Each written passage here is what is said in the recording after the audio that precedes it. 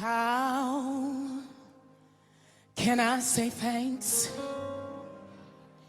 for the things you've done for me? Things so undeserved. You even came to prove your love for me. The voices of a million angels cannot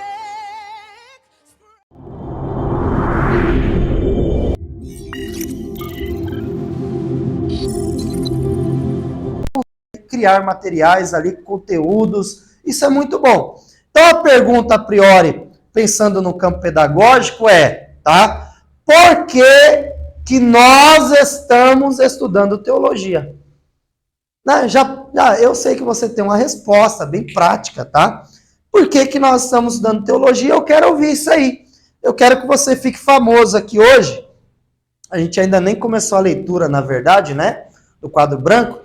Mas e aí, Mateus, né? O Mateus, vou começar dos mais jovens para os mais anciões. Amém? Apesar que ele pode ser mais velho que você, viu, seu Silvio? Ele só tem cara de novo. E aí, Mateus? Por que você começou a estudar teologia? O Mateus é decidido, hein? Ele mandou mensagem lá, quanto tá o curso bacharel? X. Já vou fazer minha inscrição. Médio ou bacharel? Não, bacharel. Já começou a estudar e é uma bênção. O cara é decidido mesmo. E aí, Mateus? O que te fez tomar essa decisão assim? Vou fazer e vou começar e já começou mesmo? Eu quero aprender mais a palavra de Deus e quero me dedicar também na pregação. Na pregação, aprender mais e se dedicar, usufruir, né, do conhecimento no ministério da palavra. Lucas.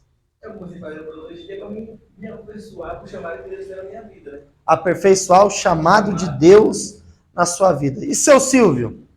Seu Silvio é extraordinário, né? Chegou aqui e falou, quero estudar, aqui a escola de teologia fez a inscrição, médio, né?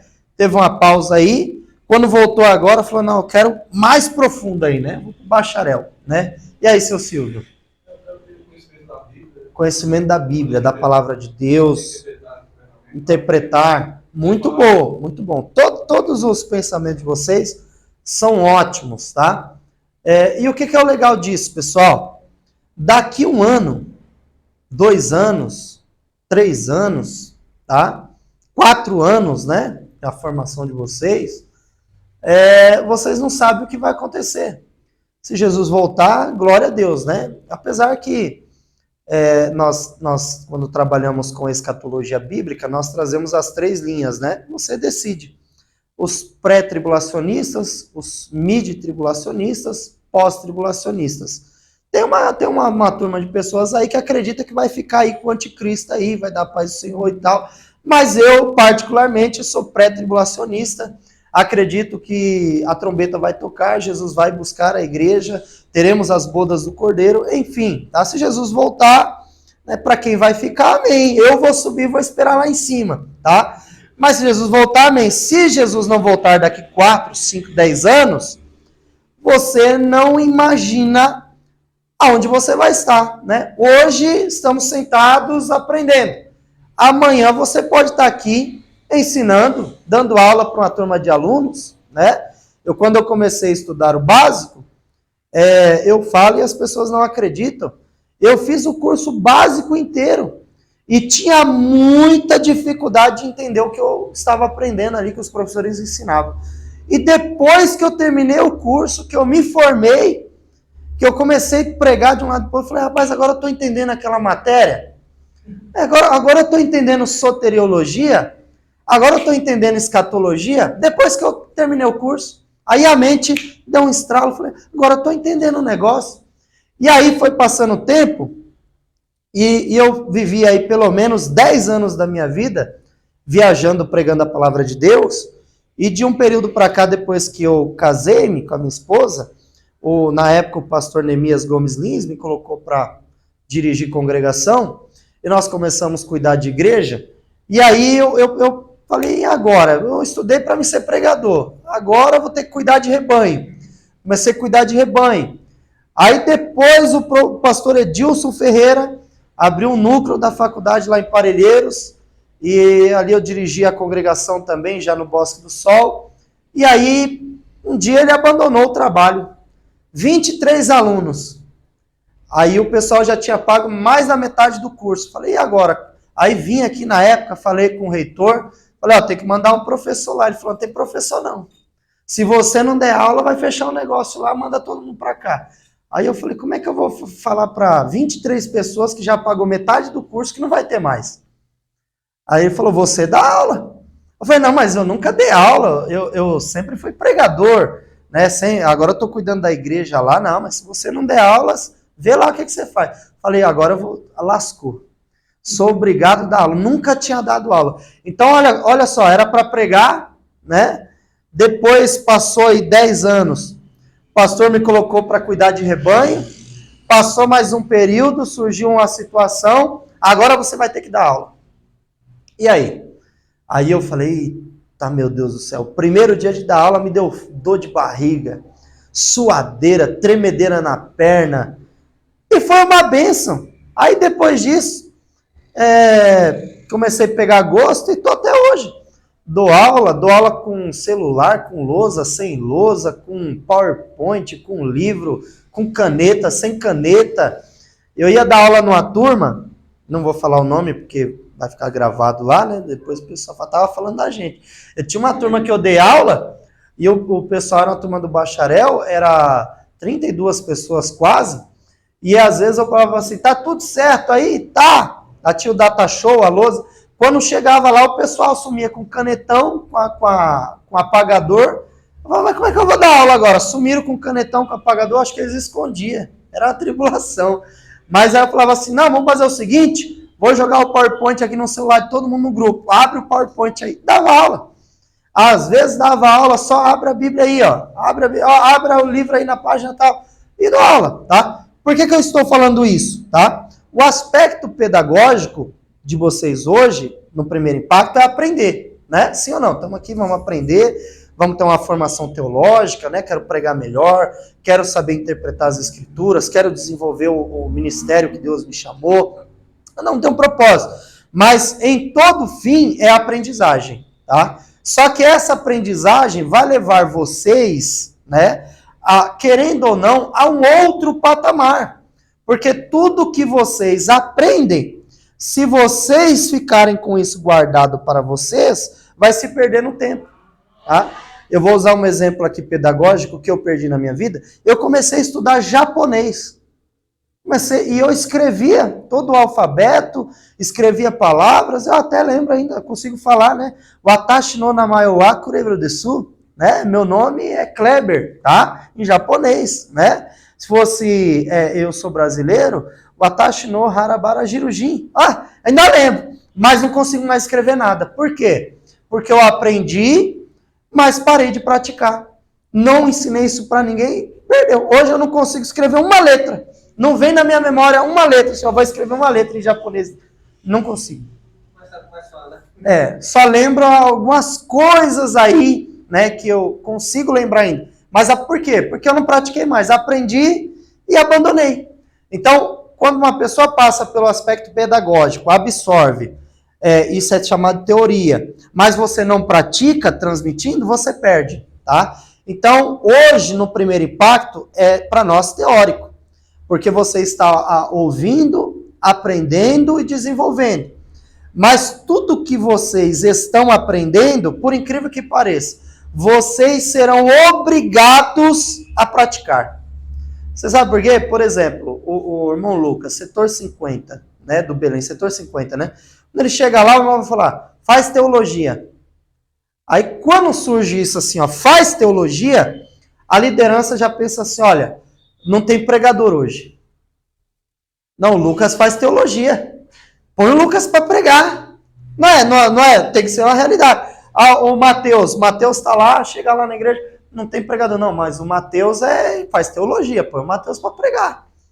Ah, hoje é culto de ensino. O pastor não veio. O Mateus faz teologia. Põe o Mateus para pregar hoje aí.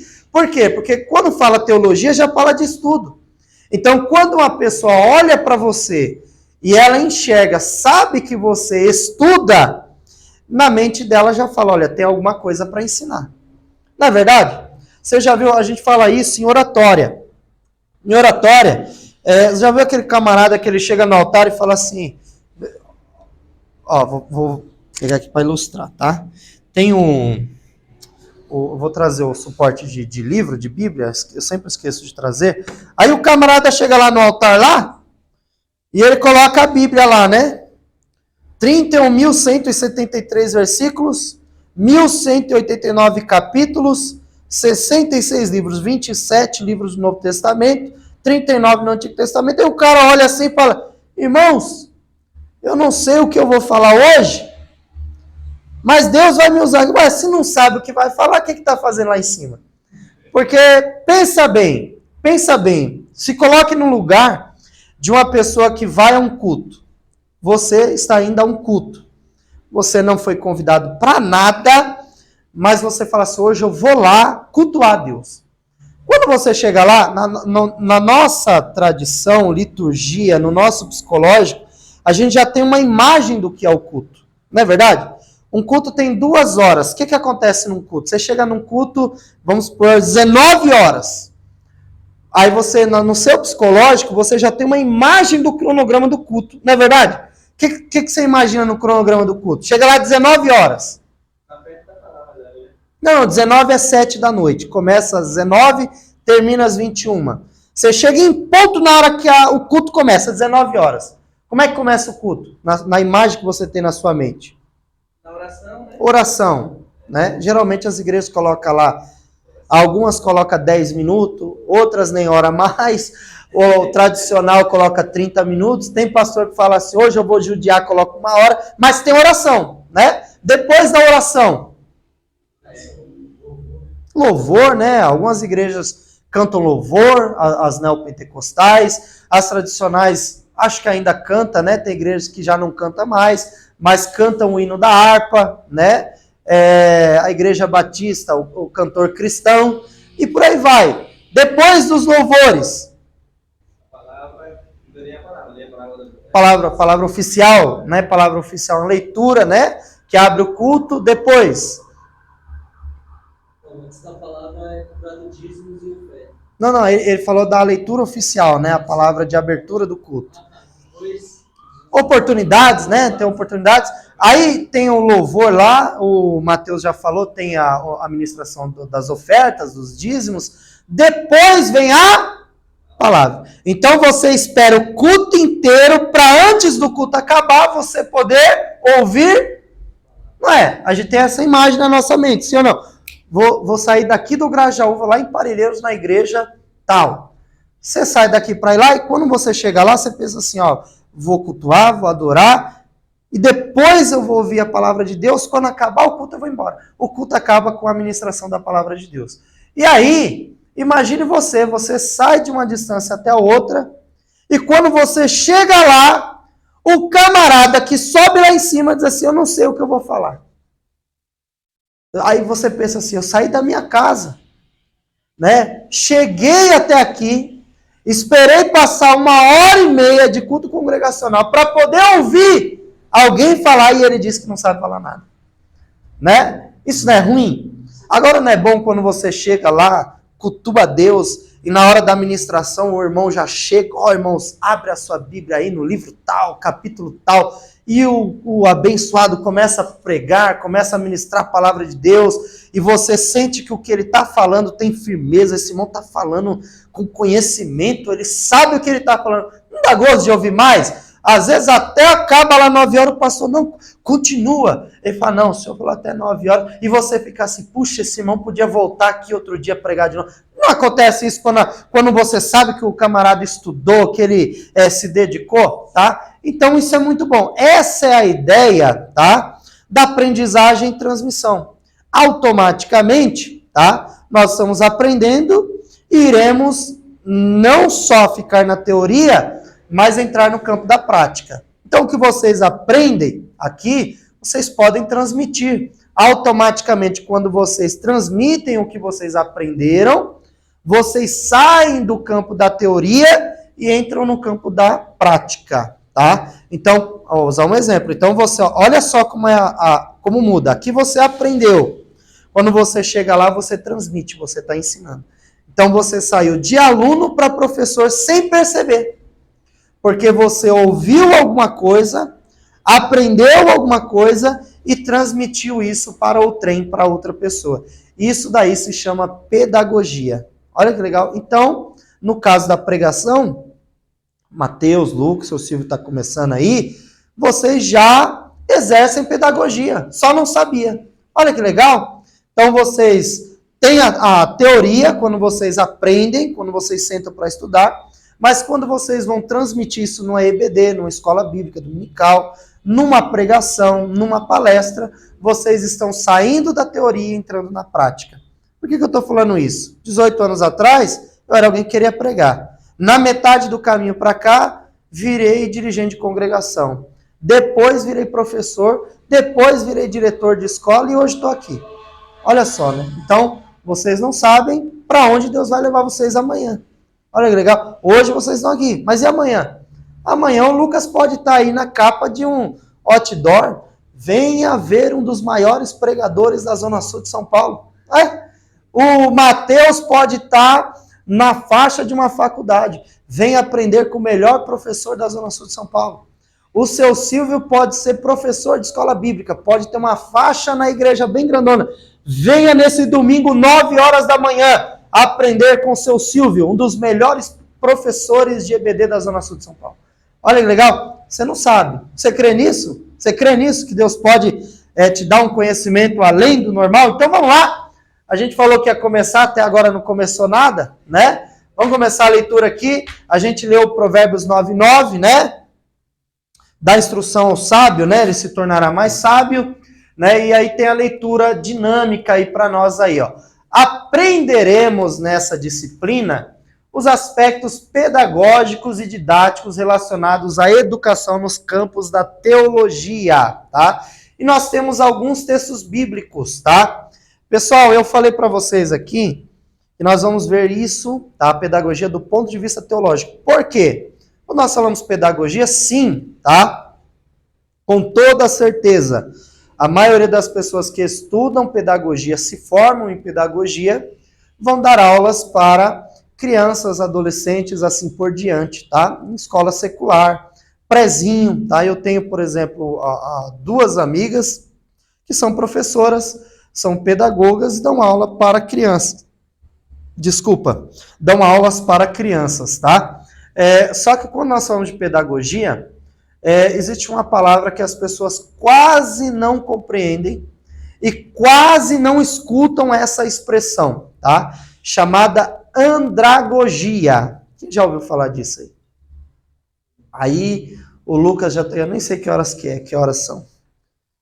Que horas são agora? 8h35.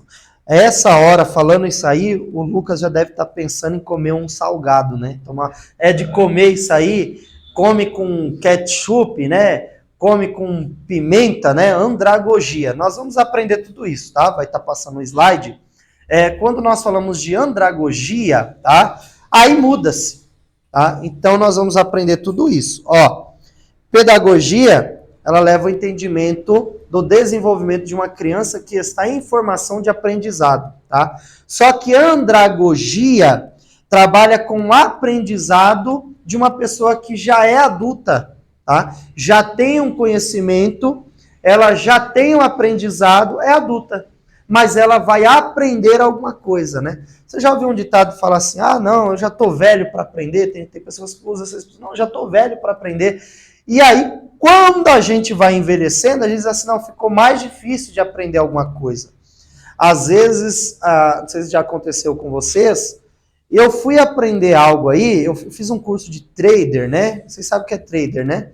Para movimentar dinheiro na bolsa de valores. Aí eu fui aprender aquilo ali, que negócio de número, mexer com dinheiro, tal, e sobe, desce. Teve uma hora que me deu uma dor de cabeça tão grande eu falei assim, meu Deus do céu, que parece coisa de outro mundo, né? Você nunca viu aquilo ali, de repente você tenta e aí você força a cabeça, começa a doer até o olho, dá dor de cabeça. Às vezes você pensa assim, vou até desistir de seguir. É muito difícil. Já aconteceu isso com você? Você já agora, nesses tempos modernos da sua vida, nesses últimos tempos, você foi tentar aprender alguma coisa e falou, nossa, isso aqui é muito difícil, deixa isso aí pra lá. Já aconteceu com você? Já teve esse sentimento de tentar aprender alguma coisa aí depois da sua mocidade, já entrando pro período de ser adulto, e você pensou assim, nossa, isso aqui é muito difícil de aprender, deixa isso aí pra lá. Né? Eu fui trabalhar de mecânica e eu tenho facilidade de mexer com tecnicologia. Só que eu fui trabalhar na mecânica, quando começou a desmontar o motor, eu falei, meu Deus do céu, não vai dar certo não. Abandonei. Falei, é muita coisa, eu não vou montar, não tem como. Mas eu sei que se eu me esforçasse mais, aprenderia, mas eu achei muito difícil, desisti.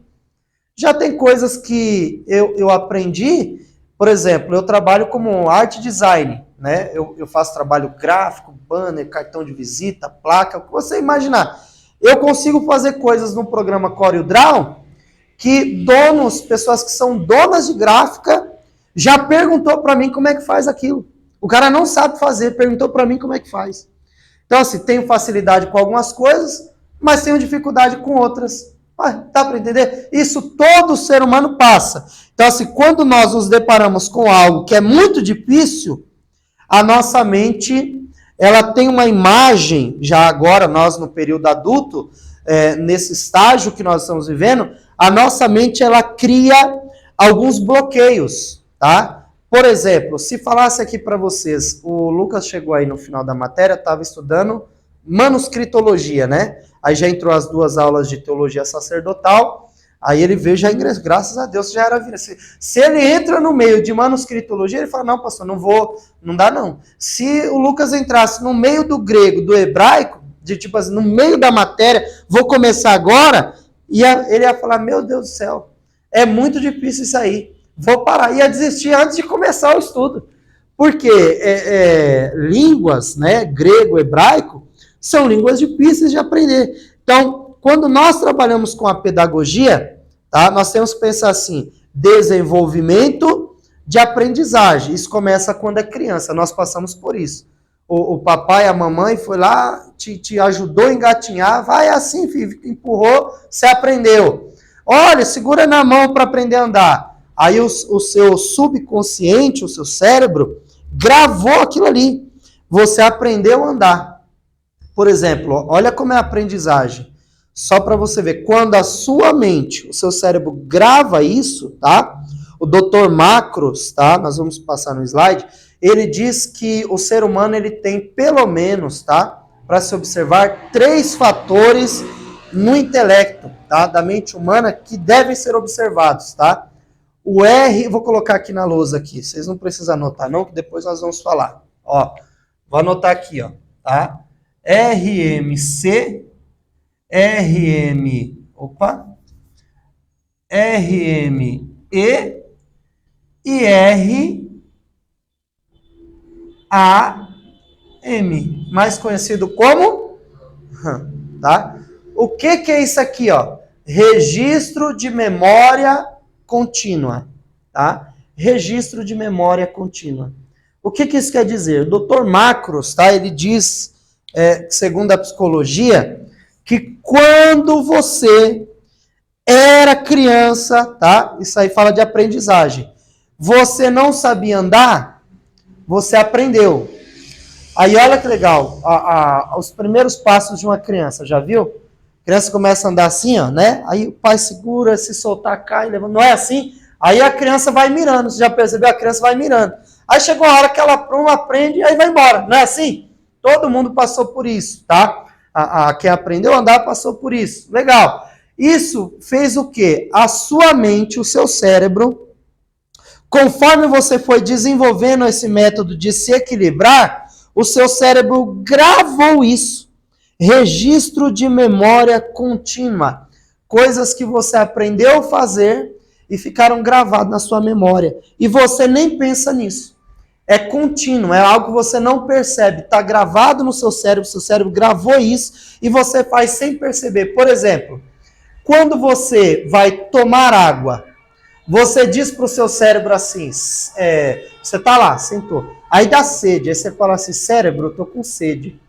Cérebro, fala para minhas pernas andarem. Aí, perna direita, perna esquerda. É assim que funciona? Não, você pensa assim, tô com sede. Aí você levanta, vai lá, pega água. Não é algo assim, natural. Você não diz, perna anda, direita, esquerda. Não. Você quer abrir o livro? Você vai lá e abre. Você quer escrever? Quando você estava aprendendo, não era difícil? Se a gente começar a escrever grego e hebraico aqui, você vai ficar lendo para escrever o negócio. Você vai olhar assim e falar, como é que... Aí você vai copiando, porque você não sabe, mas depois que você aprende, você faz natural. Hoje, se eu falar assim, escreve aí aula, você vai escrever rapidinho, aula, né? Facinho. Por quê? Porque você já tem isso gravado na sua memória. Isso é chamado de registro de memória contínua. É algo que você faz continuamente, todos os dias, sem perceber, porque o seu cérebro já registrou. Então, quando você aprende alguma coisa e o seu cérebro memoriza isso, você não esquece e acaba usando isso continuamente no seu dia a dia, tá? Isso é uma prática diária que faz isso, tá? O seu cérebro grava, registra. Você já percebeu que quando você não lê a Bíblia, não lê, você fala assim, hoje eu não vou ler. Quem já passou aqui tanta correria, você ficou uma semana sem ler Bíblia. Você ficou tanto assim na correria, você falou, essa semana eu nem li a Bíblia. Graças a Deus, né? Que tá lendo toda hora, né? Bom para bênção, né? Aí o que acontece? Quando você não lê, você acaba esquecendo. Olha, quando eu comecei a pregar, eu pregava muito sobre Jesus, eu lia muito Mateus, Marcos, Lucas e João, os evangelhos, né? Os pilares da fé cristã. E aí, depois eu comecei a pregar, comecei a ler menos. E aí, o que eu estava fazendo? Eu estava trocando os Herodes. Estava jogando o Herodes que foi comido de bicho, lá no Herodes de João Batista, da época de João Batista. Aí minha esposa chegou para mim, na época ela era minha namorada, minha noiva, falou assim, será que você não está trocando os Herodes, não? Aí eu falei, vou ler. E não é que eu estava trocando mesmo os Herodes? Por quê? Porque eu parei de fazer a leitura. Agora, quando você lê muito um texto, por exemplo, o que está escrito em João 3,16? Por que você memorizou esse texto? É um dos textos que a gente mais lê, né? Para quem não sabe, tá, gente? João 3,16 é o texto áureo da Bíblia Sagrada, tá? O que é o texto áureo? Todo livro, ele tem um texto central. Não é que ele está no meio. Ele é o texto-chave principal de todo o livro, tá? E o texto-chave, tá? Considerado o texto áureo da Bíblia, é João 3,16, tá? Porque Deus amou o mundo de tal maneira que deu o seu Filho unigênito para que todo aquele que nele crê não pereça, mas tenha a vida eterna, tá?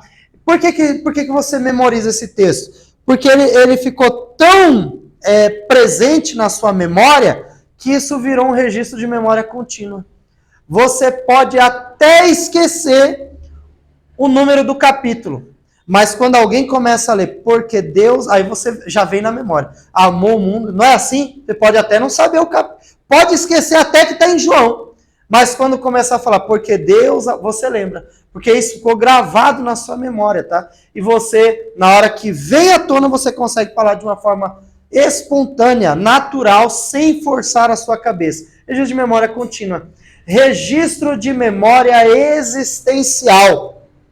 O que isso quer dizer? Tá? Tem coisas que você aprende e isso fica gravado na sua memória, tá? Mas fica guardado no seu subconsciente e você não lembra. Tá? Quem já teve aqui um tal chamado branco? De repente, eu fui num caixa eletrônico outro dia. Quando eu coloquei o cartão, qual é a senha mesmo? E eu precisava do dinheiro. E aí eu fiquei tentando lembrar, e aí que piorou o negócio. Aí que não vinha mesmo. Aí liguei para a mulher e falei, pelo amor de Deus, procura o caderno aí, acha lá, manda aí a foto para mim com a senha do negócio aí. Aí lembrei, depois que eu olhei no caderno, falei, nossa, não sei como é que eu esqueci isso. Deu tal do branco, né? O branco vem dar uma falha na memória, mas está lá no seu subconsciente. Você, por algum motivo ali, um bloqueio no subconsciente, fez com que você não lembrasse, mas está lá.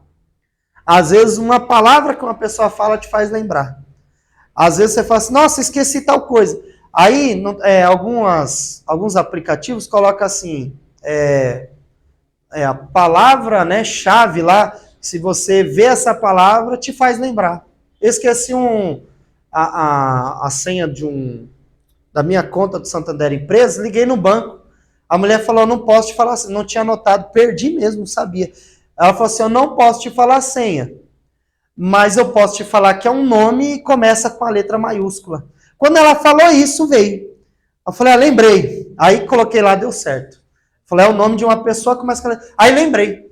Não conseguia por um bloqueio, mas na hora que vem alguma coisa, um reflexo, você, opa, lembrei. Tá lá, você deu um bloqueio, mas não foi apagado, tá lá. Isso chama registro de memória existencial.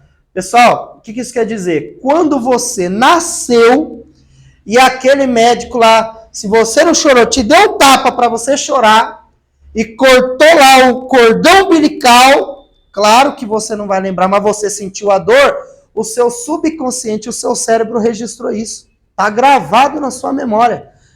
Isso aqui é tão forte, gente, tão forte, tá, na questão do aprendizado, porque fala a verdade, hoje você está na aula.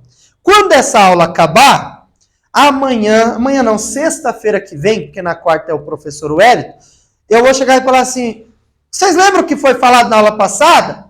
O que vocês vão falar para mim? Alguma coisa a gente pegou, mas tudo não lembra, tá? A psicologia diz que tudo aquilo que nós ouvimos, que nós vemos, aprendemos, tá? Pelo menos 10% nós absorvemos, de 10% a 30%. Então, pelo menos 1/3 de tudo que foi falado aqui, você consegue lembrar. Mas tudo é difícil, não é, pessoal? É muita coisa, muita informação.